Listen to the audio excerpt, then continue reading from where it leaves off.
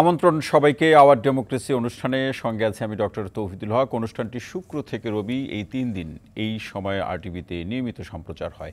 দর্শক, সর্বগ্রাসী দুর্নীতি, রাষ্ট্রের মূল প্রতিষ্ঠানগুলোকে নির্মম দলীয়করণ, জনগণ ও জাতীয় অর্থ সম্পদের নিদারুণভাবে লুটপাট, স্বার্থান্বেষী গোষ্ঠীর কাছে কুক্ষিগত হয়ে পড়া ব্যবসা বাণিজ্য, অবাধ অর্থ পাচার, সীমাহীন দুর্নীতি ও নৈতিকতার অবক্ষয়ের বিপরীতে বাংলাদেশে একটি প্রতিযোগিতামূলক ও শক্তিশালী অর্থনীতি, ন্যায় ভিত্তিক সমাজ ব্যবস্থা এবং জনগণের কাঙ্ক্ষিত রাষ্ট্র ব্যবস্থা প্রতিষ্ঠায় বিশ্ব সম্প্রদায়ের সহযোগিতা চেয়েছেন অন্তর্বর্তী সরকারের প্রধান উপদেষ্টা ডক্টর মোহাম্মদ ইউনূস। জাতিসংঘের সাধারণ অধিবেশনে দেয়া ভাষণে তিনি বাংলাদেশের সংস্কার পরিকল্পনা তুলে ধরে বিশ্ব সম্প্রদায়কে বাংলাদেশের সঙ্গে নতুনভাবে সম্পৃক্ত হওয়ার আহ্বান জানিয়েছেন। একটি অবাধ, নিরপেক্ষ, অংশগ্রহণমূলক নির্বাচনের জন্য উপযোগী পরিবেশ তৈরির প্রতিশ্রুতিও তিনি ব্যক্ত করেন। জাতিসংঘে ডক্টর ইউনূসের এসব সংস্কার পরিকল্পনায় ইতিমধ্যে জাতিসংঘ, যুক্তরাষ্ট্র সহ বিভিন্ন দেশ ও বিশ্ব সংস্থা পূর্ণ সমর্থন জানিয়েছেন। এমন একটি প্রেক্ষাপটে দর্শক, আজ আমাদের আলোচনার বিষয় জাতিসংঘে ডক্টর ইউনূস। আর এই বিষয়ে আলোচনা করার জন্য আরটিভির স্টুডিওতে সম্মানিত আলোচক হিসেবে আছেন deputy attorney general barrister Mohammad Mahfuzur Rahman Milon, TVN 24-এর প্রধান সম্পাদক নাজমুল আশরাফ এবং ছাত্র ইউনিয়নের সাবেক সভাপতি শরীফুজ্জামান শরীফ। আপনাদের তিনজনকে অনুষ্ঠানে স্বাগত জানাচ্ছি। দর্শক, আপনিও চাইলে আলোচনায় অংশ নিতে পারেন। স্ক্রিনে দেখানো নাম্বারে ফোন করে সম্মানিত আলোচকদের কাছে আজকের যে আলোচ্য বিষয় সেটি নিয়ে প্রশ্ন রাখতে পারেন। আপনার ভাবনা, মতামত সেটি নিশ্চয়ই আছে একজন নাগরিক হিসাবে, সেটিও খুব ছোট্ট করে আমাদেরকে জানাতে পারেন। আপনাদের ফোনের অপেক্ষায় থেকে আলোচনায় যাচ্ছি। জাতিসংঘে ডক্টর মোহাম্মদ ইউনূস, এই শিরোনামে আলোচনা। আমরা নাজমুল আশরাফ ভাই আপনার কাছে আসতে চাই। মোটা দাগে ডক্টর মোহাম্মদ ইউনূসের যে বক্তব্য, সেটাকে যদি আমরা মোটা দাগে শিরোনাম আকারে উপস্থাপন করি, তাহলে আসলে তিনি সংস্কার এবং নির্বাচনের পরিবেশ সংস্কার করা, নির্বাচনের পরিবেশ তৈরি করা, এই লক্ষ্যেই তিনি কাজ করছেন। আপনি কিভাবে দেখছেন এই ভাষণকে? ধন্যবাদ ডক্টর তৌহিদ। ডক্টর মোহাম্মদ ইউনূসের এই জাতিসংঘের সাধারণ অধিবেশনে যোগ দিতে যাওয়া উপলক্ষে আমরা যা কিছু দেখছি, এগুলো সবই বিরল ঘটনা।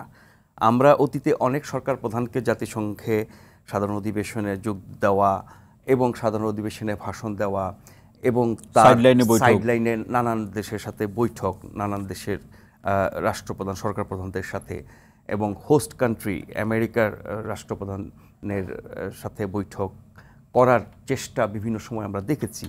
কিন্তু 1-to-1 বৈঠক যেটাকে বলা হয় আমেরিকার প্রেসিডেন্টের সাথে, আমাদের দেশের প্রধানমন্ত্রীরা সেভাবে পান নাই সুযোগ। ডিনারে হয়তো অনানুষ্ঠানিক কথাবার্তা হয়েছে, ছবি টবি তোলা হয়েছে। কিন্তু এবার ডক্টর ইউনূস, যিনি আমেরিকা সহ পশ্চিমা বিশ্বের অনেক পুরনো অকৃত্রিম বন্ধু, এবং ওনার যে আন্তর্জাতিক ভাবমূর্তি, ওনার যে অবস্থান, ওনার যে গ্রহণযোগ্যতা, জনপ্রিয়তা, সেটি অনেক বছর ধরে, সেটিরই একটা প্রতিফলন আমরা এবার দেখছি। তাকে কেন্দ্র করে আমেরিকা থেকে শুরু করে ইউরোপের বিভিন্ন দেশ, তাদের নেতৃবৃন্দ যেভাবে ডক্টর ইউনূসকে গুরুত্ব দিচ্ছেন, সম্মান দিচ্ছেন, তার সাথে দেখা করার জন্য, ছবি তোলার জন্য লাইন ধরছেন, বাংলাদেশের জন্য এর চেয়ে বড় গর্ব, সম্মানের আর কি হতে পারে। এবং যেই বাস্তবতায় ডক্টর ইউনূস রাষ্ট্র ক্ষমতা গ্রহণ করলেন, করতে হয়েছে, দায়িত্ব নিয়েছেন যদি বলি, ক্ষমতা বললে না, আসলে ক্ষমতা বললেই তখন আবার ক্ষমতার যে খারাপ দিকগুলো, দায়িত্ব নিয়েছেন, এটা সবচেয়ে গণতান্ত্রিক ভাষার যথার্থ শব্দ। মানে একটা 16 বছরের স্বৈরাচারী সরকার, ফ্যাসিবাদী সরকারের পতন ঘটল গণ অভ্যুত্থানের মধ্য দিয়ে। এরপর রাষ্ট্র ক্ষমতায় তাকে জনগণ সমর্থন দিয়েছে। তিনি এবং তার উপদেষ্টা পরিষদ মিলে এখন দেশ পরিচালনা করছেন। এই সরকারের মূল কাজ, যেই কারণে এই পরিবর্তন, ওরকম অবস্থায় যাতে বাংলাদেশ আর কখনো ফিরে না যায়, তার জন্য রাষ্ট্র কাঠামোর আইন কানুন, সংবিধান, নিয়ম, যা কিছু বলি, প্রশাসন, বিচার, আইন, সব ক্ষেত্রে এক ধরনের পরিবর্তনের প্রত্যাশা মানুষের মধ্যে জেগেছে। যে এমন ব্যবস্থায় সরকার গঠন করেছে, এমন ব্যবস্থা এই সরকার করে দিয়ে যাবে যাতে অতীতের মতো এরকম শাসন জনগণের উপর আর কখনো চেপে না বসে। জনগণের মৌলিক অধিকার, নাগরিক অধিকার, সাংবিধানিক অধিকার, তার রাজনৈতিক অধিকার, গণতান্ত্রিক অধিকার, সব কিছু যাতে আমরা অনেক ভালোভাবে উপভোগ করতে পারি জনগণ হিসেবে, সেই দায়িত্ব নিয়ে তিনি কাজ করছেন। সেই কথাগুলি তিনি সেখানে তুলে ধরেছেন এবং নতুন বাংলাদেশ, ভবিষ্যতের বাংলাদেশ, জনগণের প্রত্যাশিত বাংলাদেশ, সেটি গড়ার জন্য তিনি এবং তার প্রশাসন যেভাবে কাজ করছেন সেই ব্যাপারে আমেরিকা সহ গোটা বিশ্বের সমর্থন তিনি চেয়েছেন। চমৎকার কথা। কিন্তু এখন পর্যন্ত আমরা, খুব বেশি সময় হয় নাই, মাস দেড়েক হয়েছে, এই 1.5 মাসে ডক্টর ইউনূসের সরকার যেসব উদ্যোগ নিয়েছেন, যেসব সিদ্ধান্ত নিয়েছেন, যেসব পদক্ষেপ নিয়েছেন, সংস্কারের জন্য বিভিন্ন কমিশন গঠন করেছেন, তাদের কাজকর্ম আমরা দেখার অপেক্ষায় আছি। যারা দায়িত্ব নিয়েছেন তারা কতটা কি করবেন, কোন সময়ের মধ্যে করবেন, 3 মাসের একটা সময় দেওয়া হয়েছে। এরপরে এই প্রক্রিয়াটা শেষ হতে আরো সময় লাগবে, কারণ 3 মাস পরে তারা যে রিপোর্ট দেবেন সেটা নিয়ে পরামর্শ হবে, জনগণের মতামত নেওয়া হবে, ইত্যাদি অনেক কিছু। শেষ করি আপাতত, এই সব কিছুর লক্ষ্য কি? আমেরিকার সবচেয়ে বড় গুরুত্বের জায়গা হচ্ছে গণতন্ত্র। এই গণতন্ত্রের জন্য আমেরিকা বিভিন্ন দেশে সহায়তা করে, সহযোগিতা করে, অনেক ক্ষেত্রে ইন্টারভিনও করে, অনেক ক্ষেত্রে হয়তো বাড়াবাড়িও করে। কিন্তু গণতন্ত্র আমেরিকা চর্চা করে এবং পশ্চিমা বিশ্বের বহু দেশের যে গণতন্ত্রের চর্চা আছে তারাও চায় বাংলাদেশে সেরকম গণতন্ত্রের চর্চা হোক। সেটি ছিল না বলেই তো আমাদের এই পরিবর্তন হয়েছে। সেই গণতন্ত্রের জন্য আমাদের কি দরকার? আমাদের দরকার একটা সুষ্ঠু নির্বাচন। সেই নির্বাচনের পথে আমরা কবে কিভাবে যাব? এরই মধ্যে সেনাপ্রধান একটা আপনার আউটলাইন দিয়েছেন যে সংস্কার শেষে 1.5 বছরের মধ্যে।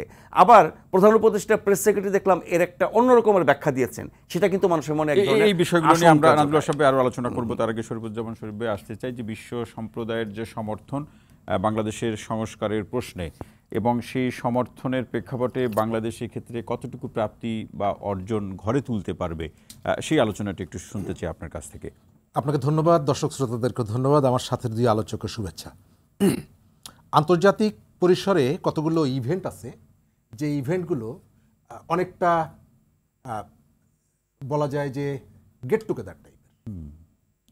সারা পৃথিবীতে আপনি দেখবেন যে ক্লাইমেট চেঞ্জ ইস্যুতে প্রতি বছর একটা করে ইন্টারন্যাশনাল কনফারেন্স হয় এবং সেখানে যারা আশা উদ্দীপনা নিয়ে যান এবং ফিরে আসার সময় বলেন যে আমরা আসলে কিছুই পাইনি। জাতিসংঘের অনেক রকমের ফাংশন আছে, তার মধ্যে বিশ্ব নেতাদের একটা বড় গেট টুগেদারের ফোরাম হচ্ছে যেটা অনুষ্ঠিত হচ্ছে। সেখানে আমাদের অন্তর্বর্তীকালীন সরকারের প্রধান তাতে অংশগ্রহণ করার জন্য গিয়েছেন এবং তাকে ঘিরে যে উচ্ছ্বাসটা, এটি আমার কাছে খুবই গুরুত্বপূর্ণ মনে হয়েছে। বৈঠকটা এটি একটা প্রতি বছর হয়, একটা রুটিন ওয়ার্ক, এবং এর আউটপুটটা খুব বেশি সারা পৃথিবীর রাজনীতি অর্থনীতিতে খুব বেশি প্রভাবিত করে না, খুব বেশি পরিবর্তন হয়। কিন্তু এবারের বাস্তবতা কি? এবারের বাস্তবতা, অংশগ্রহণ করেছে অনেকেই, যে অঙ্গীকারগুলো আছে অঙ্গীকারগুলো বোঝা যাবে যখন বিশ্ব ফোরামের এত বড় একটা সম্মেলন অনুষ্ঠিত হচ্ছে। ঠিক সেই সময়ে ফিলিস্তিন তার দানবীয় শক্তি নিয়ে পাশের আরেকটা দেশের উপরে ঝাঁপিয়ে পড়েছে, ইসরায়েল, এবং ইসরায়েল পাশের একটা দানবীয় শাসকের ভূমিকা নিয়েছে এবং এ পর্যন্ত প্রায় 700 মানুষ, যাদের সাথে হিজবুল্লাহর সম্পর্ক খুব বেশি নেই, 700 মানুষ ইতিপর্যন্ত মৃত্যুবরণ করেছে। এবং তাদেরকে নিয়ে এই ফোরামটিতে এখন পর্যন্ত আমি দেখলাম কোনো আলোচনা হয়নি। অর্থাৎ এর ভেতর থেকে এই ধরনের যে গেট টুগেদার, তার ইম্প্যাক্টটাকে এটা আমরা বুঝতে পারি। আমি আমার জায়গাটা, আপনি যেখানে জানতে চেয়েছেন আমি সেখানে আসছি। মানে এই জায়গাটা, সেখানে বাংলাদেশের উপস্থিতি, তাকে ঘিরে যে ধরনের বিশ্ব নেতৃত্বের যে উচ্ছ্বাস, এটি আমার কাছে মনে হয় খুবই গুরুত্বপূর্ণ একটা জায়গা। ডক্টর মোহাম্মদ ইউনূস সারা পৃথিবীর মানুষের কাছে, বিশেষ করে পৃথিবীর উন্নত দেশগুলোর কাছে জায়গাটা কোন পটভূমি থেকে বা কোন প্রশ্নে গুরুত্বপূর্ণ দেখতে? প্রথম জায়গাটা হচ্ছে যে তাকে অনেক সময়ে আপনার পরিবর্তনের জন্য ব্যক্তিগত সম্পর্ক একটা গুরুত্বপূর্ণ বিষয়। একটা ট্রেন যখন যাত্রা শুরু করে, ওই ট্রেনের যিনি চালক, তার দক্ষতার উপরে নির্ভর করবে যে ট্রেনটা ঢাকা থেকে চট্টগ্রামে নিরাপদে সঠিক সময়ে পৌঁছান কিনা। আমরা দেখছি যে আমাদের ট্রেনটিতে যিনি বসেছেন তার সাথে সারা পৃথিবীর একটা, যারা নিয়ন্ত্রণ করে, তাদের একটা চমৎকার একটা সম্পর্ক আছে এবং এই সম্পর্কটা তারা অনেকেই সেই ট্রেনের যাত্রী হতে চান। আমি এই জায়গাটায় দেখছি যে সেই সম্মানটা দয়ার না। আপনাকে দেখলাম, আপনার পাশে দাঁড়িয়ে একটু সেলফি তুললাম, একটু কাষ্ঠ একটা হাসি দিলাম, সম্মান এবং সহমর্মিতার এভাবে আপনি সেটিকে এনে তার আপনার পলিটিক্যাল কাজে ব্যবহার করলেন। ডক্টর ইউনূসের কাছে যারা গেছেন, যারা তার সাথে ছবি তুলছেন, কথা বলছেন, করমর্দন করছেন, আমি কারো মধ্যে এই ধরনের কৃত্রিমতা দেখিনি। আমরা তো বিগত সময় সেলফি রাজনীতিও দেখেছি, সেরকম কোনো কিছু তো দেখছেন না। যে কথাগুলো বললাম নিশ্চয়ই সেটি বলেছি। তো ডক্টর ইউনূসের এই যে গ্রহণযোগ্যতা বিশ্বব্যাপী, একই সাথে এর সাথে আমি যুক্ত করতে চাই যে লন্ডনে যিনি মিস্টার হ্যারিস আর আমাদের রাজবাড়ির হারিস উদ্দিন, দুইজনের প্রত্যাশার একটা পার্থক্য আছে।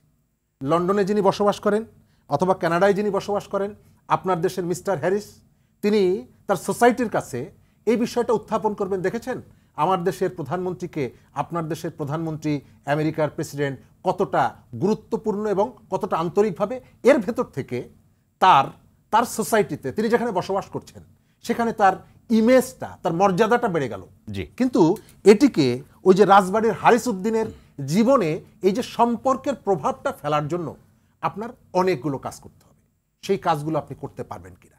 আমাদের সাথে এই যে পৃথিবীর বড় বড় দেশগুলোর নানা রকমের সম্পর্ক যেমন আছে, সংযোগ যেমন আছে, আবার তাদের কাছ থেকে অনেক কিছু পাওয়ারও আছে। আমাদের এর আগের যে 15 বছরে যারা শাসন করেছেন তাদের সময় আমরা যেটা দেখেছি, শরীফুজ্জামান শরীফ এই পর্যায়ে একটু এই দুই একটা লাইনটি শুনতে চাই। সেই প্রাপ্তি বা পাওয়ার প্রসঙ্গে একটি সংযোগটা খুব গুরুত্বপূর্ণ এবং কার সাথে কার সংযোগ সেটিও আরও বেশি গুরুত্বপূর্ণ। এবার ডক্টর মোহাম্মদ ইউনূসের সাথে মার্কিন যুক্তরাষ্ট্র সহ অন্যান্য দেশগুলোর রাষ্ট্রপ্রধান, ইউরোপীয় দেশগুলোর যে সংযোগ এবং যে একটা ভালো সম্পর্ক প্রাপ্তির ক্ষেত্রে, সেই জায়গাতে আমরা তো আশা বাঁধতে পারি। আমি পুরোপুরি একমত না। এই কারণে এটি বৃক্ষ তোমার নাম কি ফলে পরিচয়, আপনার সামনে পরীক্ষা দেওয়ার প্রয়োজন হবে। কেন?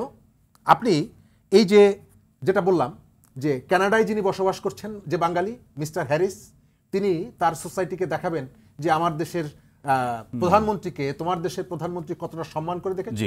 কিন্তু রাজবাড়ির হারিস আলী, তার মেয়েটা গার্মেন্টসে চাকরি করে, যে গার্মেন্টস পণ্যকে আমেরিকা এখন পর্যন্ত পৃথিবীর অনেক দেশের গার্মেন্টস পণ্যকে অনেক বাজার সুবিধা দিলেও আমার গার্মেন্টসের পণ্যকে সেইখানে প্রবেশ করার ক্ষেত্রে নানা রকমের যে এমবার্গোগুলো আছে, সেই জায়গাটা যদি আমরা আমাদের এই ইমেজটাকে ব্যবহার করে আপনি বলতে চাচ্ছেন যে আরো কিছু দেখার বাকি আছে। অবশ্যই অনেক কিছু দেখার বাকি আছে। আপনার বাড়িতে গেলাম, আপনি অনেক ভাবে আমাকে শরবত খাওয়ালেন, সেমাই খাওয়ালেন, কিন্তু আমার অ্যাক্টিভিটিটা এর পাশাপাশি এটি একটা গুরুত্বপূর্ণ দিক যে আপনি আমাকে খুবই সম্মান করেছেন, কিন্তু আমার যে ন্যায্যতা, আমার যে পাওনা, সেটি আমি কতটুকু পাই, কতটুকু আদায় করে নিতে পারি, এটিও কিন্তু গুরুত্বপূর্ণ। শরীফুজ্জামান শরীফ, অসংখ্য ধন্যবাদ। বেশটা মাহফুজুর রহমান বিলন ভাই, আসতে চাই যে ডক্টর মোহাম্মদ ইউনূসকে পেয়ে জাতিসংঘের প্রধান সহ বিশ্ব যে অর্থনৈতিক প্রতিষ্ঠানগুলোর প্রধান, অনেক দেশের রাষ্ট্রপ্রধানের যে উচ্ছ্বাস এবং আনন্দ এবং আমাদের দেশের সংস্কারের প্রশ্নে তাদের যে সমর্থন, এই ইমেজ অথবা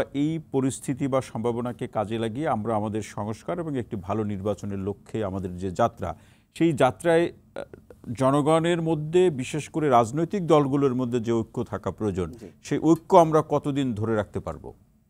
জি, আপনাকে ধন্যবাদ। সেই সাথে যারা আজকে দর্শকবৃন্দ দেখছেন সবাইকে ধন্যবাদ। আসলে দেখেন, আমাদের ডক্টর ইউনূস সাহেব খুব বেশি দিন হলো যে উনি এখানে এসেছেন বা টেক ওভার করেছেন তা কিন্তু না। এটা 1 মাস 15 দিনের মতো আর কি, 1.5 মাসের মতো। এখানে অনেক পথ চলার আছে, অনেক কিছু বাকি আছে। আমাদের দেশটা তো বিগত 16 সালে আপনি দেখেছেন আর কি, যে দেশের প্রতিটা অংশে আমরা যেটা বলি রাষ্ট্রের 3টা অংশ, এক্সিকিউটিভ, লেজিসলেচার, জুডিশিয়ারি, প্রতিটা অংশে দেখেন আপনার এমন একটা অবস্থা যে প্রতিটা অংশে কিন্তু আপনার সংস্কার প্রয়োজন। প্রতিটা জায়গা, প্রতিটা অংশে, প্রতিটা ব্যবস্থাপনা যা কিছু আছে সব কিছুতে কিন্তু কুড়ে কুড়ে খেয়েছে। 16 বছরের যে সিস্টেমটা ছিল, আমি কোনো পলিটিক্যাল পার্টির নাম বলছি না, কিন্তু এই 16 বছরের যে সিস্টেম, ব্যাড সিস্টেমগুলো ছিল, এইগুলা প্রতিটা সেক্টরকে কুড়ে কুড়ে খেয়েছে। তাহলে এইখান থেকে মুক্তি পাওয়ার যে উপায়, it is not like that আমি আজকে আসলাম সব কিছু ঠিক হয়ে গেল, তা কিন্তু না। সময় দিতে হবে, সময়টা রিজনেবল একটা সময় দিতে হবে। এই সময়টাতে অবশ্যই এই জায়গায় আমি একটু ছোট প্রশ্ন করছি, রিজনেবল সময় দিতে গিয়ে আমরা রিজনেবল থাকতে পারবো কিনা, এটা একটা প্রশ্ন যে আমরা রিজনেবল থাকতে পারবো কিনা। কিন্তু দেখেন, এই কতদিনে, এই বিগত 1.5 মাসে আমরা যা কিছু দেখেছি বা দেখছি বা অনগোয়িং যা কিছু হচ্ছে, তাতে দেখছি যে এই গভর্নমেন্টের কিন্তু এখন অনেস্ট ইন্টেনশন আছে। দে হ্যাভ অনেস্ট ইন্টেনশন, তারা ইমপ্লিমেন্টেশন করার চেষ্টা করছে। দেখেন, তারা কিন্তু 6টা সেক্টর আলাদা আলাদা করেছে: নির্বাচন ব্যবস্থা, পুলিশ প্রশাসন, জনপ্রশাসন, বিচার বিভাগ, দুর্নীতি, সংবিধান। এগুলো কিন্তু আলাদা করে সংস্কারের জন্য আলাদা আলাদা গণ্যমান্য এবং মোটামুটি সকলের কাছে অ্যাকসেপ্টেড মানুষদেরকে কিন্তু এগুলার প্রধান করে করা হয়েছে, যারা 1 তারিখ থেকে কাজ করবে এবং এই সেক্টরগুলোকে তারা সংস্কার করার চেষ্টা করবে, যেটা অবশ্যই দরকার। তো আমাদেরকে সময় দিতে হবে এবং অবশ্যই উনি যেহেতু এসেছেন এবং এটা উনি পুরা ওয়ার্ল্ডে একটা গ্রহণযোগ্য মানুষ হিসেবে আমরা সবাই জানি মোটামুটি। সময়ের প্রশ্নটা আপনি কিভাবে দেখেন? সময়ের প্রশ্ন দেখেন, আমরা বিগত কিছুদিন আগে সেনা প্রধানের একটা বক্তব্য দেখলাম, উনি বলেছে যে 18 মাসের একটা কথা বলেছে। আবার কিছুক্ষণ আগে বা কয়েক ঘন্টা আগে আমি একটা বক্তব্য দেখলাম যে ওটা বলছে যে সংস্কারের পরে 18 মাস, প্রধান উপদেষ্টার প্রেস সচিবের বক্তব্য। সংস্কারের পরে 18 মাস। তাহলে এই সংস্কারের পিরিয়ডটা কতটুকু, এটা আসলে রিজনেবল কতটুকু, এটা একটা প্রশ্ন থেকেই যায়। কিন্তু এটা আমাদেরকে বুঝতে হবে যে এটার একটা রিজনেবল টাইম দিতে হবে। এখন রিজনেবল টাইমটা কি, এটা কিন্তু আসলে ডক্ট্রিন অফ নেসেসিটি বা প্রয়োজন অনুসারী কিন্তু এটা নির্ণয় করা হবে যে আসলে এখন সংস্কারটা কি কমপ্লিট হয়েছে নাকি আরো সংস্কার। মিলন ভাই, এই জায়গাতে আমি আরেকটু আপনার সাথে একটু আলোচনার সাথে যোগ করে প্রশ্নটি করছি যে সেটা হলো রাজনৈতিক দলগুলো বলছে যে সংস্কার একটি ধারাবাহিক প্রক্রিয়া, সেটা তো তারা ঠিক বলছে, এবং সেই জায়গাতে আরো একটা লাইন তারা যোগ করে মানে এই সরকারের সহযোগিতাকে কতটা প্রশস্ত করবে নাকি সরকারের প্রসঙ্গ ধরে নির্বাচিত জনগণের ভোটে যে নির্বাচিত সরকার সেদিকেই তারা যাত্রা শুরু করতে চায় কিনা। সেক্ষেত্রে তাদের যে বক্তব্য যে সংস্কারের যে মৌলিক যে ব্যাপারগুলো সেগুলো কিছু কিছু এই সরকারের কাছ থেকে তারা চায়, আর ব্যাপক সংস্কারের প্রশ্ন জনগণের ভোটে নির্বাচিত সরকারই করবে। এই রাজনৈতিক দলের এই বক্তব্য থেকে কিছু বোঝা যায় কিনা? অবশ্যই দেখেন, এখানে তো সংস্কার মানে এটা না যে ওনারা পুরা বাংলাদেশটা সংস্কার করে ফেলতে পারবে। এখানে সংস্কারটা হয় প্রপারলি, সংস্কার কখন হবে, যখন আমার দেশে 300টা কনস্টিটিউয়েন্সি আছে, এই 300 কনস্টিটিউয়েন্সির রিপ্রেজেন্টেটিভ আছে, তারা তাদের এরিয়ার যে প্রবলেমগুলো সেগুলো বলছে, ওকে, এবং ওগুলো সলভ করা হচ্ছে, তাহলে কিন্তু আপনার টোটাল সংস্কারটা সম্ভব হবে। এখন আমি যেটা বলতে চাচ্ছি, অবশ্যই মানে সংস্কার, প্রপার সংস্কার অবশ্যই একটা নির্বাচিত সরকার দ্বারা হবে, সেটা ঠিক। কিন্তু এখন বর্তমান যে সংস্কারটা চলছে এটা তো আমরা সবাই জানি যে এই গভর্নমেন্ট কিভাবে আসলো, কেন আসলো, ছাত্র জনতার আন্দোলনের মাধ্যমে কিসের জন্য আসলো, কেন, কোন পরিপ্রেক্ষিতে আসলো। সো তাদেরকে একটু সময় দিতে হবে। বাট আপনি যে অংশটা বলেছেন, অবশ্যই রাজনৈতিক দলের বক্তব্য আমি আপনার কাছে তুলে ধরলাম যে অবশ্যই এটা হচ্ছে একটা নির্বাচিত সরকার যখন আসবে, এই সংস্কারের পরবর্তীতে যে সংস্কারের ধাপগুলো আছে সেগুলো অনগোয়িং এবং কন্টিনিউ করবে। অসংখ্য ধন্যবাদ মিলন ভাই। নাজমুল আশরাফ ভাই, যেটি শরীফ ভাই যেখানে শেষ করলেন যে এখনো অনেক কিছু দেখার আছে। নিশ্চয়ই দেখার তো অবশ্যই আছে। এখন ধরেন ডক্টর ইউনূসের গুরুত্ব, তাৎপর্য এবং তিনি কিভাবে বাংলাদেশের সম্মান বাড়াচ্ছেন সেটা নিয়ে আমরা কথা বললাম, সারা বিশ্বের সমর্থন। এখন ধরেন সংস্কারের জন্য এরই মধ্যে আমেরিকা সহ তার মিত্ররা ডক্টর ইউনূসকে আশ্বস্ত সমর্থন সহযোগিতা দুটেই, IMF, ওয়ার্ল্ড ব্যাংকের মতো প্রতিষ্ঠানগুলো তারা এগিয়ে আসছে। তার মানে হচ্ছে, আমি যদি বলি গোটা পশ্চিমা শক্তি ডক্টর ইউনূসের সাথে আছেন, এবং ডক্টর ইউনূসের সরকার সংস্কারের মাধ্যমে গণতন্ত্রে ফিরে যাওয়া, সুশাসন, ন্যায় বিচার, আইনের শাসন এগুলো নিশ্চিত করার লক্ষ্যে তিনি কাজ করছেন। সে ব্যাপারে আমেরিকা সহযোগিতা করবে নিশ্চয়ই, তারা বলছে এবং সেটা করবে আশা করছি। এখন ধরেন আমেরিকা সহ পশ্চিমা শক্তি যখন আমাদেরকে এত গুরুত্ব দেয়, আমাদের সাহায্য সহযোগিতা এত বেশি এগিয়ে আসে, অনেক ক্ষেত্রে চাওয়ার চেয়েও বেশি করে দিচ্ছে মনে হচ্ছে, সেখানে কি তাদের স্বার্থ নাই? নিশ্চয়ই আছে। আমরা জানি এই অঞ্চলে ভূরাজনৈতিক কারণে, বাংলাদেশের অবস্থানগত কারণে, বাংলাদেশের যে গুরুত্ব, সেই গুরুত্বের কারণে আমেরিকা, ইউরোপের যে স্বার্থ, এই অঞ্চলের যে রাজনীতি, আপনার এই চায়নাকে মোকাবেলা করা থেকে শুরু করে আমেরিকার যে ইন্দো প্যাসিফিক স্ট্র্যাটেজি, সেই বিষয়গুলো আমাদের সবার জানা।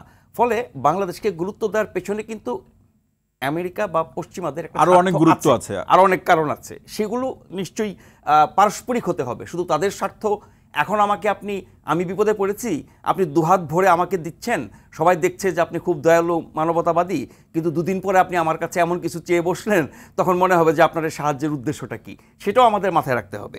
এখন এইসব সহযোগিতার জন্য বাংলাদেশ যে প্রয়োজন, সেটা তারা চাইবে, পাবে, সব ঠিক আছে। কিন্তু এই যে সংস্কারের কথা বা নির্বাচনের কথা, সেনাপ্রধান স্পষ্ট ভাষায় বলেছেন যে 1.5 বছরের মধ্যে সংস্কার শেষে নির্বাচন, 1 থেকে 1.5 বছর তিনি বলেছেন। 1.5টা বলা হচ্ছে কেন, সর্বোচ্চটা। কিন্তু আমরা প্রেস সেক্রেটারির কাছে যে বক্তব্য শুনলাম সেটার সাথে কিন্তু এটা মেলে না। এখন সংস্কারের ক্ষেত্রে যে 6টা কমিশন করা হয়েছে, বিভিন্ন খাতে সংস্কার করা হবে, এর সুফল নিশ্চয়ই আমরা পাবো। কিন্তু তাৎক্ষণিক কিছু ব্যাপার আছে না আমার দৈনন্দিন জীবনের, সরকার পরিবর্তনের পরে যে অরাজক পরিস্থিতি তৈরি হয়েছিল সেটা থেকে উত্তরণ ঘটিয়েছে এই সরকার। পুলিশ ছিল না, পুলিশ আবার কাজে ফিরেছে।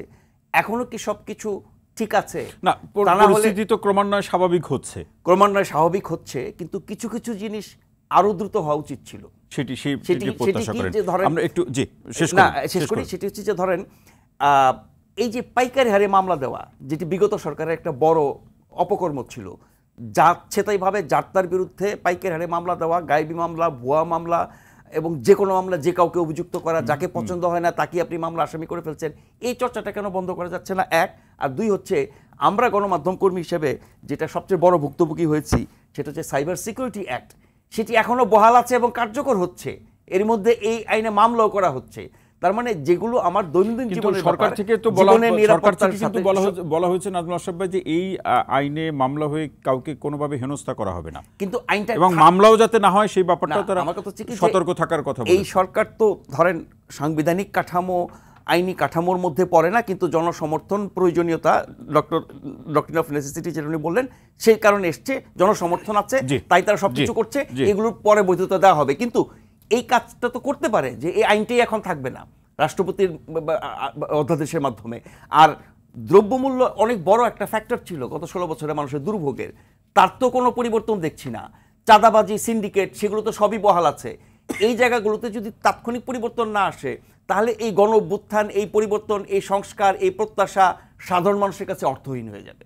অসংখ্য ধন্যবাদ। আমি শরীফুজ্জামান শরীফ একই সাথে শুনতে পারলে খুব ভালো হতো। প্রশ্নটি রেখে যায়, বিরতি থেকে ফিরে শুনবো। দুটি প্রশ্ন রেখে যাচ্ছে, সেটি হচ্ছে নাজমুল আশরাফ ভাই যেখানে শেষ করলেন তার সূত্র ধরে বলি যে আমাদের সংস্কারের প্রশ্নে, আমাদের যা কিছু ভালো সেই প্রশ্নে বহির্বিশ্বের যে সমর্থন এবং তাদের যে সহযোগিতার যে প্রেক্ষাপট, এখন সেই সহযোগিতাটা আমরা কতটা চাই, নাকি নিজেরা আমরা অতীতের যে সংস্কারের যে উদাহরণগুলো আছে, সময়কালগুলো আছে, সেখানে একটা অভ্যন্তরীণ এক ধরনের বিপরীত চিত্র কিন্তু আমরা লক্ষ্য করেছি। এটি একটি প্রশ্ন।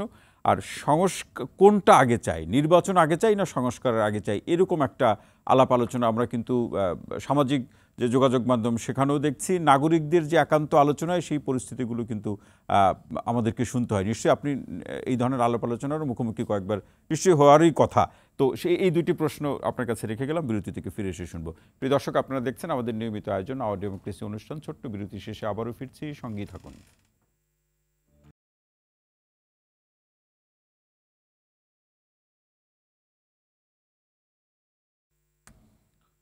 দর্শক, বিরতির পর আবারও স্বাগত জানাচ্ছি আওয়ার ডেমোক্রেসি অনুষ্ঠানে। সঙ্গে আছে ডক্টর তৌহিদুল হক। যে বিষয়টি নিয়ে আজকে আলোচনা করছি, জাতিসংঘে ডক্টর ইউনূস, শরীফুজ্জামান শরীফ ভাই যে প্রশ্নটি, দুটি প্রশ্ন রেখে যাওয়া। একটা হচ্ছে যে বহির্বিশ্ব চায়, তাদের সমর্থনও আছে, আমরা কতটা এক থাকতে পারবো, যেটি নাজমুল আশরাফ ভাই আলোচনা করলেন। পাশাপাশি আমাদের এখানে যে আলোচনা এখন বেশি হচ্ছে যে আসলে নির্বাচন আগে না সংস্কার আগে। ধন্যবাদ। আমি প্রথম অংশের উত্তরটা আগে দেই। আমরা সম্পর্কের জায়গাটা দেখেছি, আমাদের প্রধান উপদেষ্টাকে সারা পৃথিবী সম্মান করে, কিন্তু এই সম্মান দিয়ে তো আসলে পেট ভরবে না। এটি সমাজের এক এক সেকশনের মানুষের কাছে এই সম্মানটার ইম্প্যাক্ট একরকম, প্রত্যাশা একরকম। ওই আমি যেটা বললাম যে একজন গার্মেন্টস শ্রমিক চায় তার যে উৎপাদিত পণ্য সে যেন আরও একটু বেশি দামে তার মালিক বিক্রি করতে পারে এবং তার ভেতর থেকে তার জন্য 5টা টাকা বেতনটা বাড়ে এবং তার জীবনমানের উন্নয়ন হয়। সুতরাং আপনি শুধু সম্মানটা করবেন আর আমার ওই যে এমবার্গো দিয়ে রেখে দিবেন, এর ভেতর থেকে সম্মানটা যথার্থ হয় না। এক। দ্বিতীয়ত হচ্ছে আমাদের সিকিউরিটি, আমাদের রাষ্ট্রের অখণ্ডতার সাথে একটা বিষয় খুব ওতপ্রোতভাবে জড়িত, সেটি হচ্ছে রোহিঙ্গাদেরকে ফেরত পাঠানো। আমরা দেখছি রোহিঙ্গাদের ভরণ পোষণের জন্য অনেক টাকা পয়সা আসছে, কিন্তু আমরা তো শুধু এখানে রেখে ভরণ পোষণটা করতে চাই না, আমরা তাদেরকে ফেরত পাঠাতে চাই। আমি দেখতে চাই যে এই জায়গায় আমাদের যে ইমেজ, আমাদের সাথে যে ভালোবাসার যে সম্পর্কটা, তাদের যে সম্মানটা, সেটিকে রোহিঙ্গাদেরকে ফেরত পাঠানোর ক্ষেত্রে কতটুকু আমরা কাজে লাগাতে পারি। যদি কাজে লাগাতে না পারি, তাহলে এই যে সম্মানের জায়গাটা, এই যে রিসিপশনটা, এটি আসলে অনেকগুলো জায়গায় হয়তো প্রশ্ন তৈরি। কি মনে করেন কতটুকু কাজে লাগতে পারে রোহিঙ্গাদের তার নিজ দেশে ফেরত পাঠানো? আমি সেটাই আরো পরে আসছি। তৃতীয়ত হচ্ছে পৃথিবীর একমাত্র দেশ বাংলাদেশ, আমি দেখতে পাচ্ছি যে দেশ ঋণ প্রাপ্তিকে তার একটা বিরাট সফলতা মনে করে, ঋণ প্রাপ্তিকে এটি তার একটা মানে মর্যাদা, তার গ্রহণযোগ্যতা মনে করে। আমি বাম রাজনীতি করি, আমি একেবারে দীর্ঘ তথ্য দিয়ে আপনাকে দেখাতে পারবো পৃথিবীর কোনো জায়গায় ওয়ার্ল্ড ব্যাংক, এডিবি বা IMF তারা ঋণ নিয়ে আসে জনকল্যাণের জন্য না। এটি হচ্ছে এই প্রতিষ্ঠানগুলোর এক ধরনের ব্যবসা। সেই ব্যবসাকে সে নানা কাজে ব্যবহার করে এবং একটা মোড়ক দেয়, মোড়ক দিয়ে আমাদের দেশের 80-র দশকে যে তথাকথিত কাঠামোগত সংস্কার কর্মসূচি এসেছিল, স্ট্রাকচারাল অ্যাডজাস্টমেন্ট পলিসি এরশাদের হাত ধরে, এবং সেই কাঠামোগত কর্মসূচির নামে আমাদের এখানে রেল, আমাদের এখানে পাট শিল্প, আমাদের এখানে চিনি শিল্প, সমস্ত ভারী শিল্পকে আমাদের ইন্টারনাল কতগুলো প্রবলেমকে ইস্যু করে শেষ করে ফেলা হয়েছে। এই চক্রটি করেছে। আজকে সারা পৃথিবীতে পাটের যে বিস্তৃতি হচ্ছে, আমরা সেই জায়গায় কম্পিট করতে পারছি না, অংশগ্রহণ করতে পারছি না। কেন? এই চক্রটি ঋণের লোভ দেখিয়ে আমাদের পাট শিল্পকে ধ্বংস করেছে। অথচ আমাদের একটা বড় চিনির জন্য জায়গা ছিল, আমরা বিদেশের উপরে নির্ভরশীল, আমাদের চিনি শিল্পগুলো বন্ধ করে ফেলেছি। সুতরাং এই যে ওয়ার্ল্ড ব্যাংক, IMF যতই ঋণ নিয়ে আসুক না কেন, গত 3 দিন আগে শ্রীলঙ্কার নতুন প্রেসিডেন্ট নির্বাচন হয়েছে, সেখানে একজন বামপন্থী তিনি নির্বাচনে অপ্রত্যাশিতভাবে বিজয়ী হয়েছেন, এবং বিজয়ী হওয়ার পরে তিনি প্রথম যে কথাটি বলেছেন যে আমার এখানে ঋণের দরকার আছে, IMF এর কাছ থেকে আমি সেই ঋণটি নিব যে ঋণটি আমার দেশের গরিব মানুষের উপরে কোনো বোঝা তৈরি না করে। আমাদের এখানে যে ঋণগুলো গ্রহণ করা হচ্ছে, আমরা তার ভলিউমগুলো দেখছি, বিপুল পরিমাণ টাকা নিয়ে আসছে, কিন্তু এর সাথে এর পেছনে যে শর্ত, নাজমুল ভাই যেটি বললেন, আমি এটাকে আরো স্পষ্ট করে বলি, এর পেছনে কি কি শর্ত আছে সেটিকে পাবলিককে জানতে দিতে হবে। তৃতীয় জায়গাটি হচ্ছে যে সংস্কার আগে নাকি নির্বাচন আগে। এই সরকার যেদিন শপথ গ্রহণ করে, আমার পরিষ্কার মনে আছে আমাদের বন ও পরিবেশ মন্ত্রী রেজওয়ানা আপাকে এক সাংবাদিক জিজ্ঞেস করেছিলেন, উপদেষ্টা জিজ্ঞেস করেছিলেন যে নির্বাচন কবে হবে। তিনি হাসি দিয়ে বলেছিলেন, স্বাভাবিকভাবে, আপা খুব চমৎকারভাবে কথা বলে, যে বিব্রতকর প্রশ্ন কেন করেন। ইত্তেফাকে নিউজটি এসেছিল। তো আমি এই জায়গাটায় বলতে চাই যে নির্বাচন এবং সংস্কার, আমি মনে করি দুটো একটার সাথে আরেকটা আলাদা না। আপনি একটা দেশ পরিচালিত হবে নির্বাচনের ভেতর থেকে, যে সরকার গঠিত হবে তার মাধ্যমে। যারা ডেমোক্রেসিকে রেসপেক্ট করেন, ডেমোক্রেসিকে ওন করেন, তারা এই কথাটি বলবে।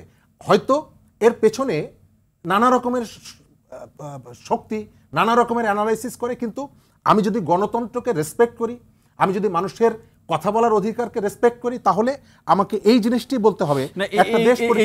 এই জায়গাতে এই পর্যায়ে একটু শুনি যে ধরুন অল্প সময়ের মধ্যে নির্বাচন হলে কোনো যে আলোচনাটি হচ্ছে, আমি আলোচনাটির সারাংশ আপনার কাছে তুলে ধরছি, যে অল্প সময়ের মধ্যে নির্বাচন হলে কোনো একটি রাজনৈতিক দলের জন্য সেটি ভালো, আবার যদি একটু দেরিতে রাজনীতি হয় অন্য রাজনৈতিক দলের জন্য ভালো, এরকম কি কোনো আলোচনা কি মাঠে আছে? আছে। প্রথমত এর ভেতর থেকে সময়ের যে ব্যবধানে এক একজনের জন্য এক এক ধরনের সুবিধা হবে। নির্বাচন যদি দেরিতে হয়, আমার অবজারভেশন, আমি বলি সেটি আওয়ামী লীগের জন্য সুবিধা হবে, সেটি জামাত ইসলামের জন্য সুবিধা হচ্ছে। কিন্তু বিএনপির এই সময়কালে নানা রকমের চ্যালেঞ্জের মুখে তারা পড়েছে। বিএনপির নেতৃত্ব অনেক কঠোর সিদ্ধান্ত নেওয়ার পর তার সমস্ত কর্মীদেরকে নিয়ন্ত্রণ করতে পারছে না, এবং এটি নিয়ে ঢাক ঢাক গুড়গুড়ের বিষয়টাও আসছে। আমাদের একাধিক উপদেষ্টা তারা বলছেন চাঁদাবাজরা ফিরে এসেছে, কিন্তু কোন চাঁদাবাজ, তাদের গায়ের রং কি, তাদের পরিচয় কি, এটি বলছে না। দ্বিতীয়ত, চাঁদাবাজরা যদি ফিরে এসে থাকে, তাহলে আইন শৃঙ্খলা বাহিনী বা সরকার কি দায়িত্ব পালন করছে সেটিও তারা বলছে। আবার এটিও আছে, অতীত যেটি বলে, ইতিহাস যা বলে যে প্রতিবার গণঅভ্যুত্থানের পরে যে রাজনৈতিক সুবিধা সেটি বিএনপির ঘরেই গিয়েছে। এখন আপনি সময় যতটুকু যাবে, বিএনপি একটা বড় রাজনৈতিক দল, দীর্ঘ 15 বছর একটা লড়াই করেছে, তার একটা জনপ্রিয়তার একটা ভিত্তি সে তৈরি করেছে। আওয়ামী লীগের 15-16 বছরের শাসনের কারণে তার প্রতি মানুষের একটা বিতৃষ্ণা ইত্যাদি ইত্যাদি আছে। আমি এই জায়গাটায় বলবো যে আপনি সমস্ত সংস্কার, তার লক্ষ্য থাকবে একদিকে দেশকে একটা বাসযোগ্য করা, নিরাপদ করা, একই সঙ্গে রাজনৈতিক নেতৃত্বের হাতে ক্ষমতা হস্তান্তর, তার জন্য নির্বাচন।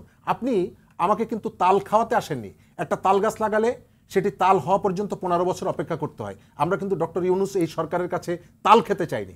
15 বছর পরে আপনি নির্বাচন দেবেন, নো, এটি মানুষ গ্রহণ করবে না। জি, শরীফুজ্জামান শরীফ, অসংখ্য ধন্যবাদ। ব্যারিস্টার মাহফুজুর রহমান মিলন ভাই, আপনার কাছে বেশ কয়েকটি প্রশ্ন, একটি দিয়ে শুরু করি। সেটা হচ্ছে মামলা হামলার যে প্রসঙ্গ। বিগত 15 বছরে আমরা যেটি দেখেছি যে বিপরীত মত বা রাজনৈতিক দল যারা আছেন তাদেরকে দমন বা পীড়ন করার জন্য মামলা একটা অস্ত্র হিসাবে বিগত সরকার ব্যবহার করেছে। কিন্তু এই ডক্টর মোহাম্মদ ইউনূসের নেতৃত্বে বর্তমান যে সরকার দায়িত্ব নেওয়ার পরেও এমন মামলা হয়েছে যেটা আইন অঙ্গনের আপনারাই বলেছেন যে এই মামলাগুলোর আসলে লিগ্যাল মেরিট নেই, এটা দিন শেষে এটি টিকবে কিনা। সেই জায়গাতে আমরা কিছু পরিবর্তনও দেখছি। সেটা আসলে সেই পরিবর্তনগুলোর যারা বিনা দোষে অভিযুক্ত অথবা নানাভাবে রাজনৈতিক প্রতিপক্ষ বা প্রতিহিংসা হিসাবে অভিযুক্ত হয়েছেন, মামলার আসামি হয়েছেন, সেক্ষেত্রে কী ধরনের পরিবর্তন বা ব্যবস্থা আপনারা নিতে পারেন সেটি একটি প্রশ্ন। এটি দিয়ে শুরু করে আর পরেরগুলো পরে বলছি। দেখুন, আমি এই প্রশ্নের উত্তর দেওয়ার আগে একটা স্ট্যাটিস্টিক্স দিতে চাচ্ছি আপনাকে। বিগত 15 বছরে 2009 সাল থেকে শুরু করে 25শে জুলাই পর্যন্ত একটা আপনার হিসাব করে একটা সংখ্যা পাওয়া গেছে যে বিগত এই 15 বছরে কতগুলো মামলা হয়েছে। সেখানে দেখা গেছে বিগত 15 বছরে 1,38,071টি মামলা হয়েছে, রাজনৈতিক মামলা। আমি কিন্তু রাজনৈতিক মামলার কথা বলছি, আবার যেখানে বলবেন হচ্ছে 1,38,071টি। আচ্ছা, ঠিক আছে। এবং এখানে আসামি হয়েছিল কিন্তু 40 লাখের উপরে এই টোটাল মামলাতে। জি। আমি আরেকটা পরিসংখ্যান দিই, এই যখন ছাত্র জনতার আন্দোলন শুরু হলো আগস্ট মাসে, এই আগস্ট মাসেই আপনার 27টি রাজনৈতিক মামলা হয়েছে। এই 27টি রাজনৈতিক মামলায় আসামির সংখ্যা হচ্ছে 12,128 জন। তাহলে দেখেন এই যে হামলার যে সংস্কৃতি, এই মামলা সংস্কৃতি কিন্তু লাস্ট 15 ইয়ার্স ধরে চলে আসছে। ঠিক আছে, বাট লাস্ট 15 ইয়ার্স বা 16 ইয়ার্স ধরে চলে আসছে, তাই বলে যে আমরা এটাকে এখনো সাপোর্ট দিতে হবে তা কিন্তু না। এটা অবশ্যই এটা বন্ধ করা উচিত।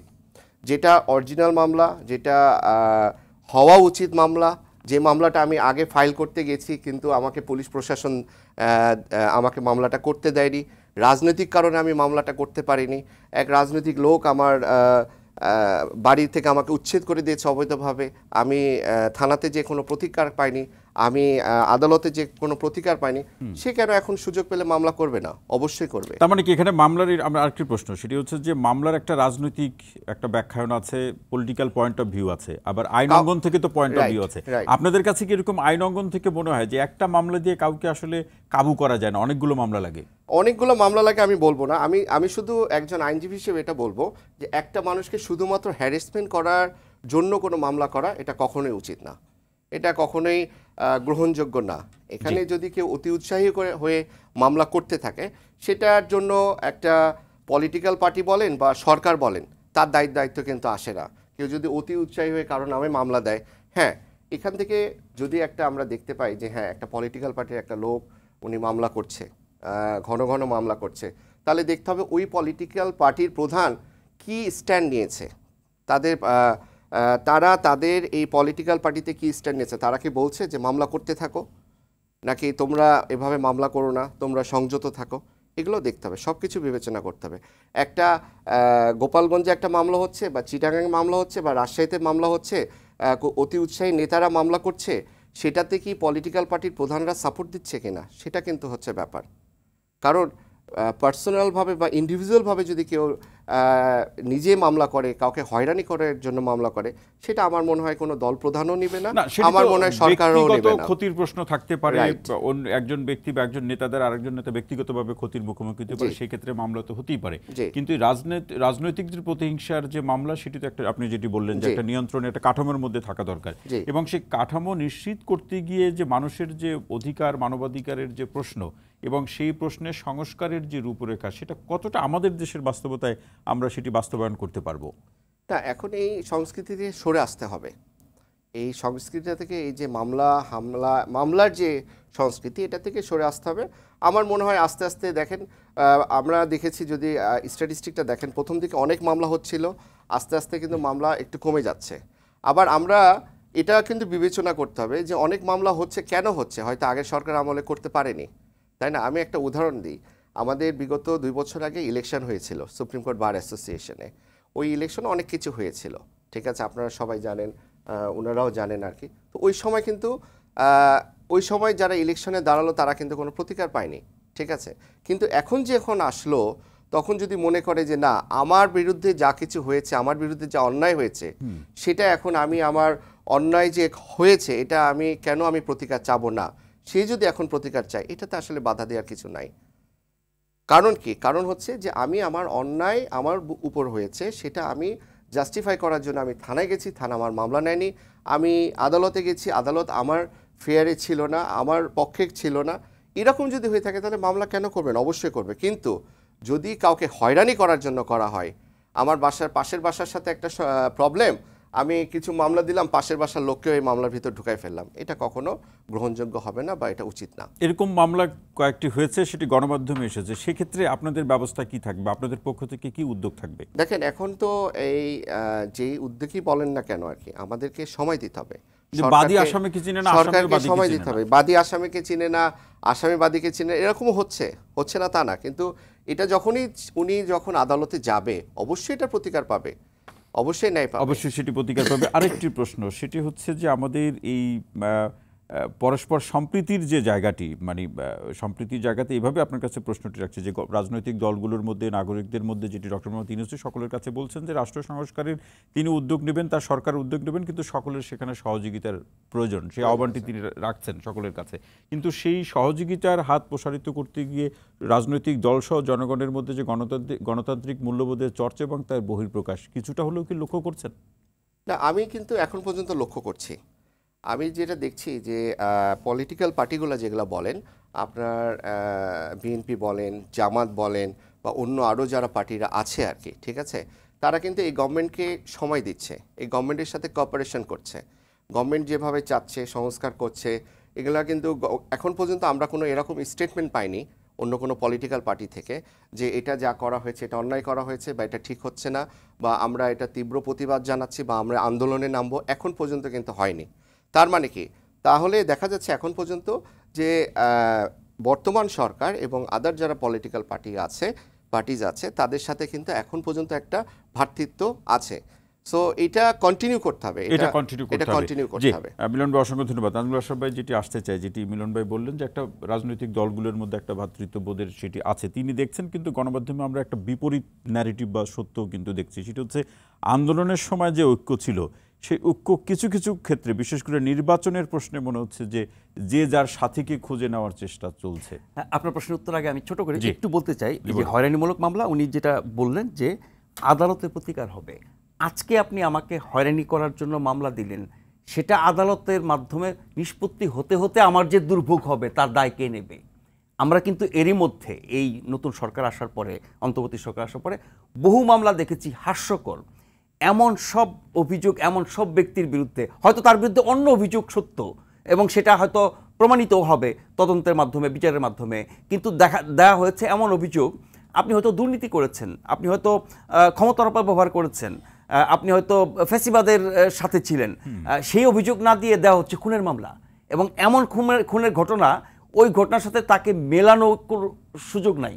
এবং যেটি আপনি বললেন, অনেক মামলার খবর আমরা গণমাধ্যমে দেখছি যে বাদী নিজেই জানে না তার মামলায় কে আসামি, তাকে চেনেই না।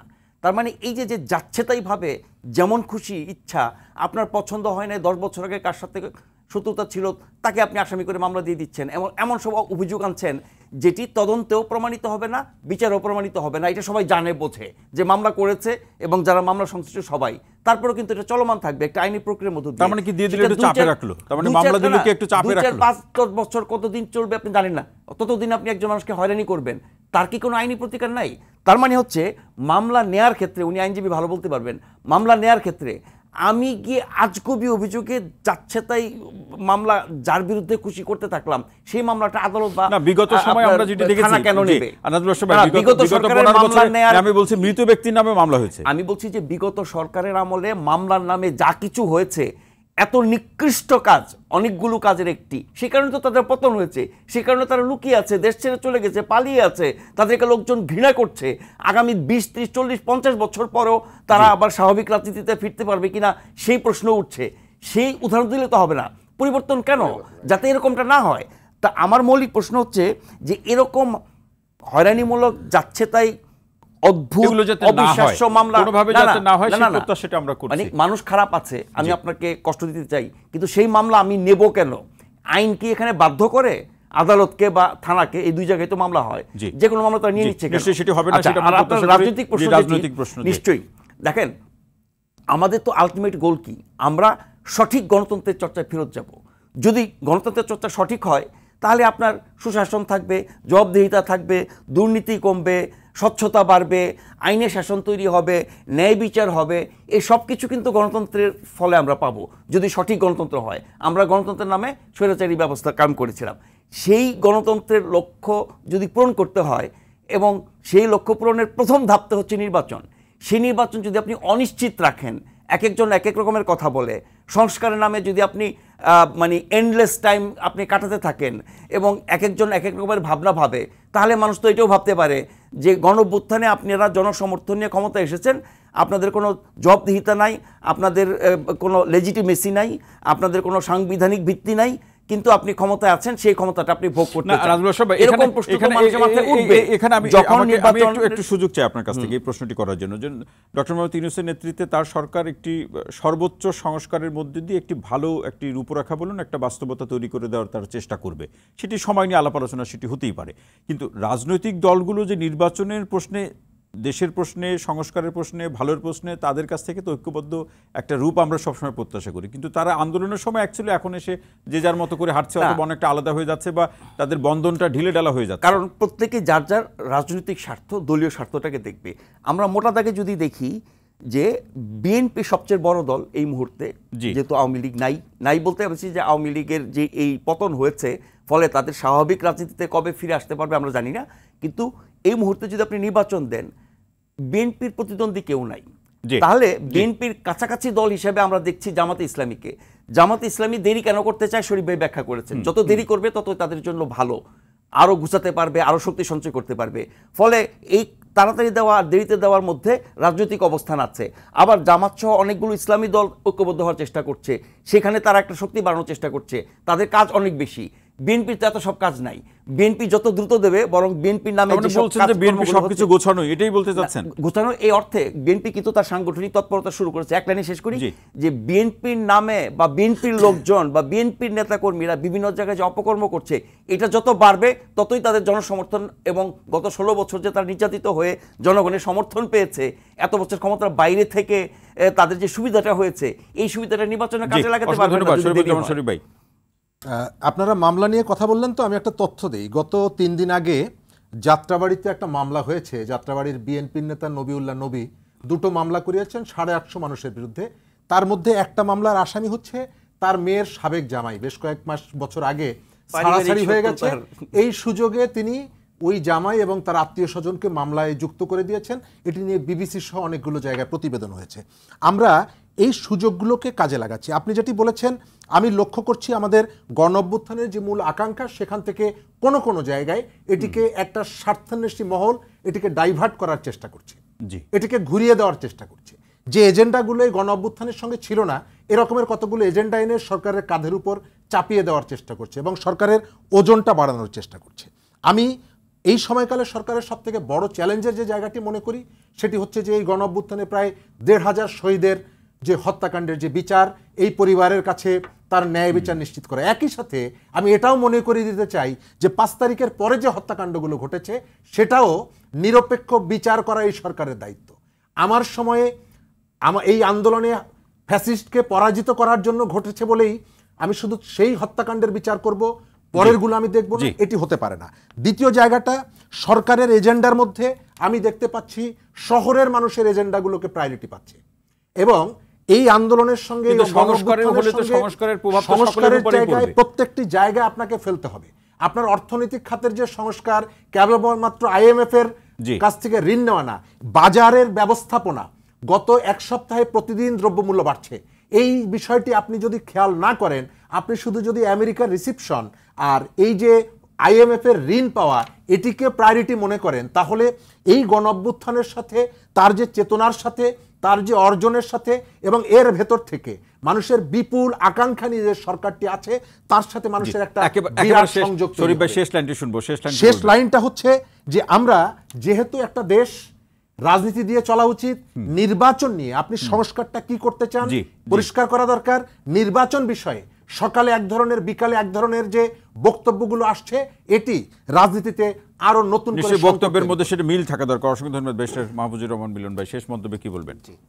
না, আমি কিছু কিছু ক্ষেত্রে অবশ্যই একমত, তবে পয়েন্ট আকারে বললে ভালো হয়। যেটা বলবো সেটা হচ্ছে যে কেউ অতি উৎসাহী হয়ে যদি মামলা করে, সেটা দায়িত্ব আসলে কোনো পলিটিক্যাল পার্টি অথবা গভর্নমেন্টের উপর বর্তাবে না। যে করবে তার দায়, যে করবে তার দায়, নিশ্চয়ই যে মামলা নেয় তার দায় আছে না? এবং যে মামলা নেয় অবশ্যই, যে এখানে থানাতে গেলেই এখানে তো থানা কর্তৃপক্ষকেও দেখতে হবে, যে আসলো সে মামলা করছে। যেমন ধরেন নারী ও শিশু নির্যাতন মামলা করতে গেলে কিন্তু আগে দেখতে হয় যে কোনো মহিলা যদি অভিযোগ দেয় তাহলে আগে তার মেডিকেল কি এভিডেন্স আছে সেগুলো যাচাই বাছাই করতে হবে, কাগজপত্র দিয়ে minimum ভিত্তিটা, এটা জি। কিন্তু উচিত, ঠিক আছে।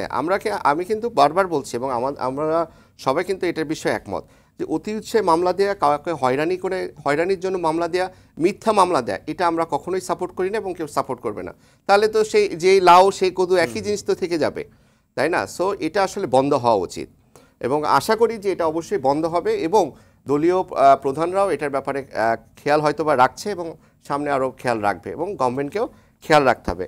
আর লাস্টে ভাইয়ের সাথে একটা জিনিস বলি যে অর্থনৈতিক সংস্কারের কথা যেটা আসলো আর কি, যে IMF এর সাথে কি সম্পর্ক, ওয়ার্ল্ড ব্যাংকের সাথে কি সম্পর্ক, আসলে এটার থেকে বেশি ইম্পর্টেন্ট আমি বাজারে যে যখন দেখবো যে লাউয়ের দাম বেশি, পটলের দাম বেশি, এগুলাই কিন্তু আসলে আমার কাছে ইফেক্ট করবে।